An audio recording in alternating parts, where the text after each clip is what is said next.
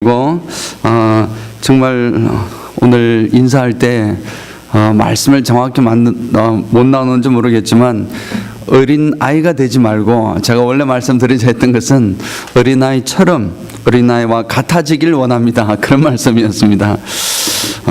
어린아이처럼 어린아이와 같아지기를 원합니다. 자, 이제 말씀을 나눕니다. 세상 곳곳이 흔들리고 있습니다.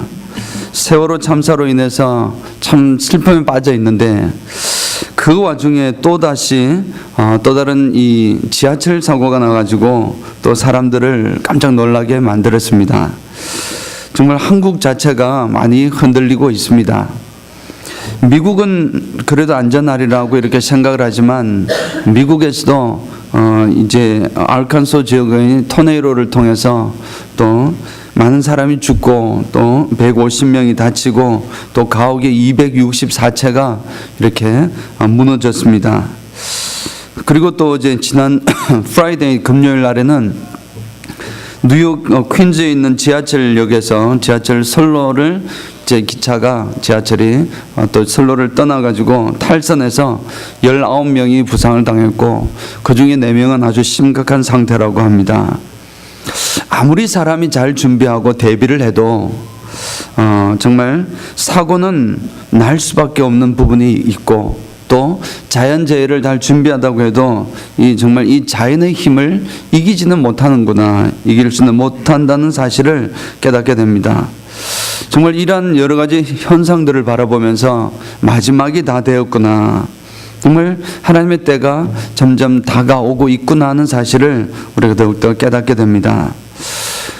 지난주 나눈 말씀을 통해서 우리 다시 한번 생각해 보기 원합니다. 이러한 재앙 가운데, 이러한 재난 가운데 사람들은 과연 무엇을 볼까요? 사람들은 이 재난을 통해서 무엇을 바라보고 있을까요? 지난주 나누었듯이 단 한 명의 생명이라도 살려주셔서 기적과 소망이 없는 이 시대에 희망을 피우게 하소서라고 기도했습니다. 그러나 그런 간절한 소망은 끝내 무너져 버렸습니다. 그러니 그 희망은 점점 더 이제 절망으로, 더 나아가서 분노로 바뀌어 가고 있습니다.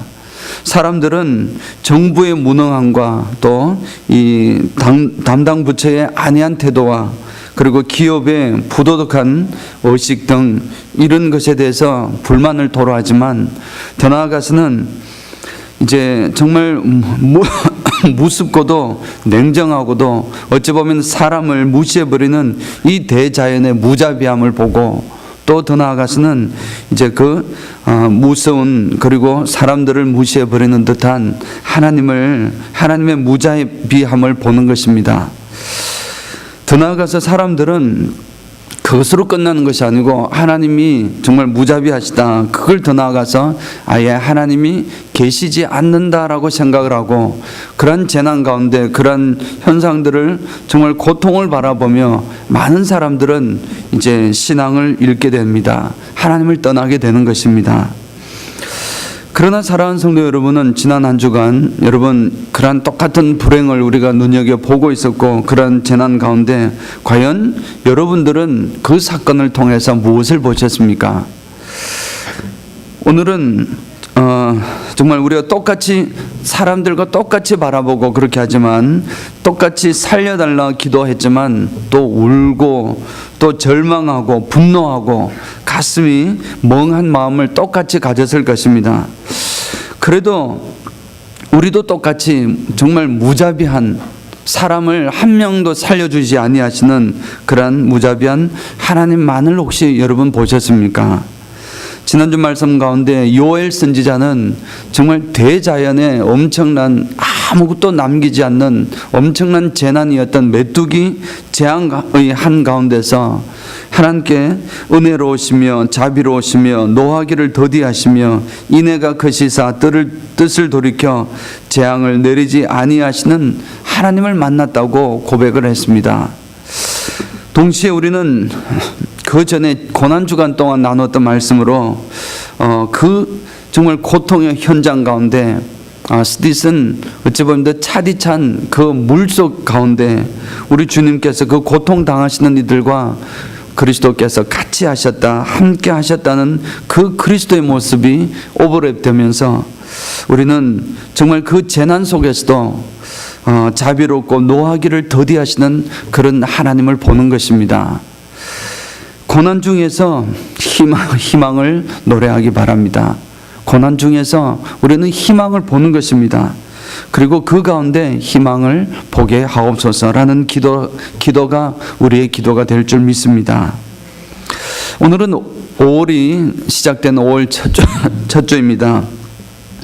5월달은 가정의 달입니다. 이 부부 관계나 또는 부자 관계 또는 여러 가족 간의 관계를 아름답게 피우는 그러한 가정의 달입니다. 특별히 오늘은 또 어린이 주일입니다. 오늘은 예수님께서 이 어린 아이를 통하여 주시는 그런 메시지가 있습니다. 어린 아이들을 통하여 우리에게 증거하시는 말씀을 듣고자 합니다. 어린이를 통하여 천국에 들어가는 자의 모습을 예수님께서 설명하셨습니다. 단순히 어린아이를 보여주시며 그것으로 끝난 것이 아니라 천국에 대한 모습을 말씀해 주셨습니다. 누구든지 어린아이와 같이 하나님 나라를 받아들이지 못하는 자는 천국에 들어갈 수 없다. 그렇게 선포하셨습니다. 어린아이와 같은 마음으로 천국을, 하나님의 나라를 받아들이는 자가 천국으로 들어갈 수 있는 자다라는 것입니다. 그러니 당연히 우리가 나누는 것이지만 과연 어린아이와 같은 마음은 어떤 마음인지 우리가 생각을 해보아야 하는 것입니다. 그래서 오늘 아주 쉬운 이야기고 아는 이야기지만 다시 한번 은혜를 같이 나누기를 원하는 것은 이 영어 단어 어린아이와 같다라는 그 영어 단어가 두 단어가 있습니다. 다른 것도 많이 있지만 가장 쉬운 것은 무엇입니까? 어린아이와 같은 childlike라는 단어가 있고 childish라는 단어가 있습니다. 둘 다 어린아이와 같다라는 말이지만 전혀 다른 의미입니다. childlike라는 단어는 이제 정말 어린아이처럼, 이 부분은 똑같습니다. 어린아이처럼 순수하고 천진난만하고 한 그런 의미를 가지고 있지만 childish라는 것은 어린아이처럼 똑같지만 미성숙한, 유치한 그런 의미를 가지고 있습니다. 정말 우리가 이 어린이 주일에 하나님을 생각하면서 어린 아이들을 생각하면서 이 두 단어를 통해서 두 요소가 어린 아이에게는 있습니다. 성인된 우리로서는 과연 이쪽에 어디에 속하는지를 한번 보기를 원합니다. 가장 쉽게 이야기하면은 나는 어린아이와 같이 순수한 순진한 마음을 가진 정말 childlike의 의미를 가지고 있는지, 아니면은 여전히 어른이지만 어린아이와 같이 유치한 childish한 그런 속성을 내가 지금도 가지고 있는지 한번 자신을 돌아보는 시간 되기를 원합니다. 그래서 예수님께서 어린아이와 같은 마음이 되어야 천국 갈 수 있다라고 말씀을 하실 때에 그 어린아이와 같은 마음은 당연히 어린아이와 같은 childlike의 의미입니다. 어린아이와 같이 천진난만하고 순수하고 때묻지 아니하고 청결하고 깨끗한 마음, 그 마음을 통해서 우리는 하나님께서 이 마음을 가지고, 이 순진한 마음을 가지고 천국이라는 개념, 하나님의 나라라는 개념을, 하나님의 나라를 인정하고 받아들일 때 그분은 천국 들어갈 수 있다고 선포하신 것입니다. 자, 그런 순수한 마음을 가지고 하나님의 나라를 내 것으로 받아들이는 것이 바로 믿음이다라고 표현할 수 있습니다. 그래서 사실 믿음이란 것은 내 의지와는, 첫 번째 믿음은 내 의지와는 상관이 없는 하나님의 선물이고 하나님의 은혜입니다. 그래서 내가 억지로 믿는다고, 하나님 믿습니다 그렇게 한다고 해서 내가 믿음이 있는 것이 아닙니다. 그리고 또 믿음은 지식으로 굉장히 열심히 공부하고 믿음을 가지기 위해서 여러 가지를 공부한다고 해서 습득될 수 있는 것도 역시 아닙니다. 믿음은 순수하고 깨끗합니다. 정말 순수하고 깨끗하고 자연스럽고 순진하고 정결한 마음 상태, 그런 마음 상태에서 주님께서 선포하시면, 하나님의 나라에 대해서 선포하면은 그 주님의 선포를 내 가슴으로 만나는 것입니다. 그것이 바로 믿음입니다.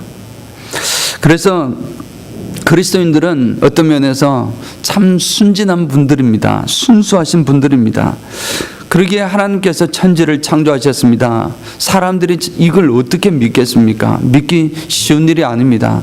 아무도 하나님께서 이 세상을 창조하실 때 본 사람이 없는데, 그럼에도 불구하고 예수 믿는 우리 크리스찬들은 하나님께서 우주 만물을 창조하셨음을 분명하게 믿습니다. 의심 없이 믿는 것입니다. 이 자연 만물을 사랑하는 여러분, 하나님께서 지으심을 믿으십니까? 자, 대답을 한번 해볼까요? 이 우주 만물을 하나님께서 지으셨음을 믿습니까? 하나님께서 지으셨음을 분명히 믿습니다. 이것은 의심의 여지가 없습니다. 이 의심 없이 믿는다는 것이 바로 주님의 일, 주님께서 십자가를 통해서 하셨던 일, 고난당하시고 십자가에 돌아가시고 그러한 모든 일이 나의 죄를 대신해서 하셨고, 그리고 부활하셔서 우리에게 부활의 새 생명을 주셨다는 그 사실, 그 주님의 선포입니다. 이것이 복음입니다.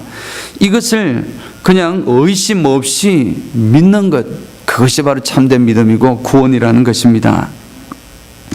사랑하는 성도 여러분, 어린아이들은 어린아이들은 의심이 있습니다. 어린아이라고 의심이 없는 것이 아닙니다. 그러나 어린아이들은 일단 의심이 있지만 일단 믿기 시작하면 그는 이제 의심하지 않습니다. 한번 정확하게 믿으면 끝까지 가는 것입니다. 있는 그대로 믿는 것입니다. 그것이 능력입니다. 이것이 믿음의 능력입니다. 내가 믿으려고 고민하고 애쓰고 해야 믿어지는 것이 아니라, 한번 믿은 것을 딱 고백을 하고 믿어지면은 그 나머지 모든 것들은 자연스럽게 믿어지는 것입니다. 하나님께서 천지를 창조하셨습니다를 믿으면, 그 믿음은 제대로 가지고 있으면 하나님께서 나를 사랑하시고 지금도 이끄시고, 예수님께서 십자가에 돌아가시고 부활하시고 승천하시고, 또 지금은 나를 위해서 하늘 보좌에서 기다리시며 또 마지막 때에 심판하실 것까지 성경에서 약속한 모든 것을 의심 없이 여과 없이 믿게 되는 것입니다. 그 믿음이 바로 어린아이와 같은 믿음인 줄 믿습니다. 사랑하는 성도 여러분, 어린아이와 같은 믿음은 가장 쉽게 생각하면 순수합니다. 그렇게 표현할 수 있습니다. 하늘의 무지개를 보신 적이 있습니까? 하늘의 무지개를 보신 적이 있으십니까? 제가 질문할 때 한번 대답해 주시기 바랍니다. 자, 언제 마지막으로 보셨습니까? 일부 예배를 보니까 바로 지난주 목요일, 지난주 수요일 아주 그래도 금방 보았더라고요. 근데 작년에 보았고, 또 이렇게 어쩌면 아주 오랜 동안 보지 못했던 그런 경우도 있었을 것입니다. 자, 언제 봤는지는 모르겠지만 무지개는 다 아시죠? 기억나시죠? 자, 그러면 만약에 지금 보실 때에, 그 무지개 마지막으로 보셨을 때에 아직도 무지개를 보면서 가슴이 설레었습니까? 무지개를 보면서 가슴이 설레었습니까? 예스입니까? 노입니까? 예스입니다. 기억도 안 납니다. 곤란합니다. 자, 정말 아직도 무지개를 보면 가슴이 설레이십니까? 라는 대답에 예스라고 대답하신 분은, 지금부터 하는 말 요 부분은 조금 주무셔도 됩니다. 그러나 마음속으로 노라고 생각하시는 분은 잘 들으시기 바랍니다. 여러분들에게, 그런 분들에게 도전을 주는 시가 있는데, 이 시는 바로 영국의 개관 시인인 윌리엄 워즈워드라는 분의 무지개라는 시입니다. 아주 짧은 시인데 정말 아름다운 시입니다. 이 시인이 나이가 상당히 많았을 때 이 시를 썼는데, 이 시의 내용을 한번 보겠습니다. 제가 한번 읽어보겠습니다. 제목은 무지개. 하늘의 무지개를 볼 때, 다시 할게요. 미안합니다. 하늘에 있는 무지개를 볼 때 내 가슴은 뛰노누나. 나 어린 시절에 그리했고 어른이 된 지금도 마찬가지지. 내 나이가 들어도 그러하리라. 그렇지 못하다면 차라리 죽는 것이 나으리. 어린이는 어른의 아버지. 바라건대 내 인생의 하루하루가 자연의 경외감으로 가득하기를. 이 시의 전부입니다. 자, 영어로 이렇게 하는 표현을 제가 한번 시니까 그대로 읽어드리겠습니다. A rainbow. My heart lifts up when I behold the rainbow in the sky. So is it when my life began. So is it now I am a man. So be it when I shall grow old, or let me die. The child is father of the man, and I could wish my days to be bound each to each by natural piety. 정말 아름다운 시입니다. 어린 시절 보았던 이 무지개는 누구에게나 설렘의 대상이었습니다. 그리고 자연의 위대함을 느끼게 하는, 자연에 대한 경건한 마음을 정말 갖게 하는 그런 힘이 있습니다. 우리 노아의 홍수 때도 보았던 것이 하나님의 약속도 볼 수 있습니다. 시인은 나이가 들어도 이 무지개를 보면 여전히 가슴이 뛴다고 지금 고백하는 것입니다. 지금 우리 장로님 70대 되신 분, 70대 또 이상이신 분, 80대 한창 이상인 분도 계시고 저는 어른들이 계시는데, 어른들이 지금 무지개를 볼 때 가슴이 뛰는 것입니다. 만일 그러한 감수성을 잃어버린다면은 차라리 죽는 게 낫다고 이렇게 시인은 고백을 하는 것입니다. 그리고 한마디로 더 의미심장한 말을 던지기를, 어린이는 어른의 아버지다, 이렇게 또 이야기를 하는 것입니다. 어린이는 어른의 아버지다.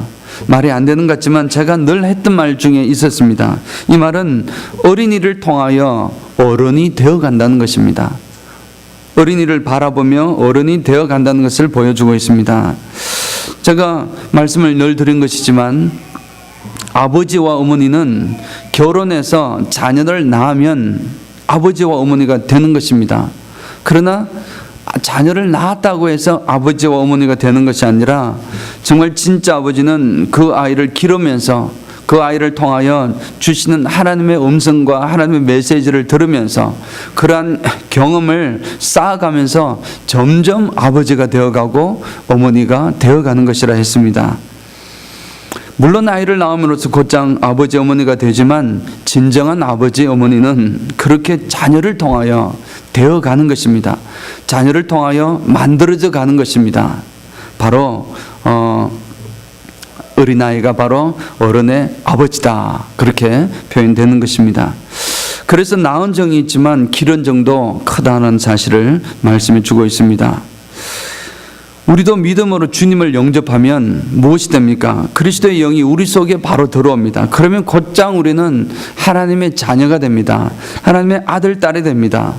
그렇지만 진정한 하나님의 아들, 딸이 되는 것은 아버지와의 관계와 하나님의 이끄심과 삶 속에서 하나님의 역사를 경험할 때 점점 더 우리는 하나님의 아들로서 딸로서 되어가는 것입니다. 하나님의 아들, 딸은 이미 되었지만 우리는 동시에 하나님, 영원히 하나님의 아들, 딸이 되어가는 것입니다. 이미 이룬 것이지만 우리는 영원히 이루어 가야만 하는 그런 것이다 할 수 있습니다. 그런데 어떤 사람은 우리가 죽을 때까지 어린아이와 같아져야 됩니다, 순수해야 됩니다, 그렇게 이야기를 하니까 죽을 때까지 어린아이처럼 유치한 사람도 있습니다. 유치해지는 사람도 있습니다. 소위 말하는 애어른이 있습니다. 나이는 들었는데 생각은 어린아이입니다. 철들기를 포기한 사람들입니다. 하나님 앞에서도 사실을 보면 마찬가지입니다. 하나님을 만난 지 오랜 세월이 흘렀는데도 여전히 성숙하지 못하고 어린 아이와 같이 계속해서 아버지 앞에 때만 쓰는 그런 사람들도 많이 있습니다. 그런 신앙을 가진 사람들이 있습니다. 이런 분들은 어린아이와 같은 이란 말을 들을 때에 그들의 마음속에 생각했던 어쨌든 childish라는 의미로 가지고 있을 것입니다. childish라는 것으로 생각을 하는 것입니다. 그것은 어린아이와 같은 신앙은 맞겠지만 어린아이처럼 순수한 신앙이 아니라 어린아이와 같은 유치한 신앙이라는 것입니다. 왜냐하면 어린아이는 순수함과 유치함을 동시에 가지고 있기 때문입니다. 그래서 안타깝게도 그 신앙 중에서 가장 특징적인 것은 달라 하는 신앙입니다. 달라 주십시오라는 신앙입니다. 그래서 하나님께 달라고 그렇게 해서 안 주시면 하나님께 불만을 품는 것입니다. 조건들의 불만을 품고 사람들에게 불만을 품는 것입니다. 다른 사람들은 안중에 없고 오직 자신밖에 없습니다. 나만이 최고라는 마음을 가지고 있습니다. 자, 그런 것이 하나님 보시기에 우리 신앙 가운데 얼마나 자리 잡고 있는지, 만약에 자리 잡고 있다면 그것을 빼어야 할 것입니다. 설마 나는 안 해겠지 하고 생각하시는 분이 계시다면 정말 나는 아닌지 우리가 집에 가서 조용히 우리 다시 한번 생각해 보기를 원합니다. 사랑하는 성도 여러분, 성인의 순수함은 그냥 어린아이의 순수함과는 다릅니다. 성인의 순수함은 성숙함으로 나타납니다. 순수가 성숙으로 바뀌는 것입니다. 이 순수함은 어린아이의 순수함을 넘어선 순수함입니다. 고차원의 순수함입니다. 대부분의 문학에는 이 패턴이 있습니다. 여러분 연속곡을 봐도 어떤 패턴이 있지 않습니까? 주인공이 있고 악역을 맡는 사람이 있고 삼자가 있고 갈등 관계를 나누는 이런 사람이 있고 캐릭터가 이렇게 다 있습니다. 그래서 이런 패턴을 가지고 이렇게 가서 이 이야기를 만들어냅니다. 소설에도 이를 보면은 문학 작품의 주인공들에도 비슷한 패턴이 항상 나타납니다. 주인공들은 거의 대부분 순수합니다. 순수하고 열정이 있습니다. 그래서 이 순수한 마음을 가지고 세상에 나와 왔는데 세상 속에서 많은 경험들을 하는 것입니다. 아픔도 경험하고 쏟기도 하고 당하기도 하고 참 여러 가지 모습으로 눈물도 흘리고 좌충우돌을 합니다. 그러면서 경험을 쌓아갑니다. 그런데 이제 주인공이 아닌 사람은 그 경험을 통해서 점점 이 사람이 순수한 생각들이 없어지고 점점 경험 있는 사람, 아주 어찌 보면 좀 나쁜 표현으로 해서 사악한 사람으로 점점 변해지게 됩니다. 그 사람은 주인공이 아닙니다. 상태에서 경험을 맞닥뜨리고 또 그 가운데서 내가 변화가 되고 그렇게 하다가 결국 순수를 없애는 것이 아니고 더 higher innocence를 얻게 되는 것입니다. 더 고차원적인 순수를 얻어가는 것입니다. 그런 것이 바로 이 작품의 패턴입니다. 주인공의 패턴이고 주인공의 모습이 그렇습니다. 그래서 작품은 항상 그렇습니다. 순수가 있고 그 다음 단계는 경험의 단계입니다. 경험 단계를 거치지 않으면은 이제 사회를 이해하지 못하니까, 그리고 경험 단계로 끝나는 것이 아니라 마지막 단계는 반드시 고차원적인 순수를 획득하게 되는 것입니다. 영어로 표현하면 innocence stage와 experienced 스테이지가 있고 higher innocence의 단계가 있습니다. 반드시 주인공들은 이런 higher innocence를 가지게 되어 있습니다. 이 단계에 필요한 것이 무엇일까요? 그것이 바로 어린아이는 어른들의 아버지다라는 표현에서 볼 수 있습니다. 어린아이들이 필요한 것입니다. 어린아이들이 도움이 됩니다. 그래서 어떤 면에서는 이 어린아이들이 없으면 어른들이 되기 쉽지 않습니다. 이 어린아이를 하는 과정 속에서 우리는 점점 더 성인이 되어가고 어른이 되어갑니다. 순수한 마음에서 점점 더 경험을 하면서 점점 더 higher innocence의 단계로 나아가는 것입니다. 그래서 성인들의 순수라는 것은 성숙입니다. 그래서 성숙으로 나아가야 합니다. 성숙이 바로 고차원적인 순수이기 때문입니다.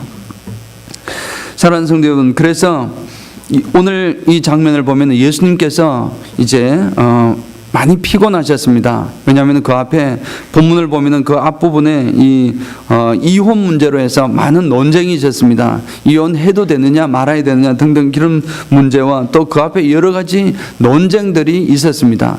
그런 논쟁 때문에 예수님께서 상당히 피곤하셨습니다. 제자들이 딱 보니까 우리 선생님이 너무 피곤한 겁니다. 그러고 있던 차에 한이 아니라 어린 아이를 데리고 있던 부모들이 예수님께 다가와서 어린아이에게 축복 기도해 달라고 다가온 것입니다.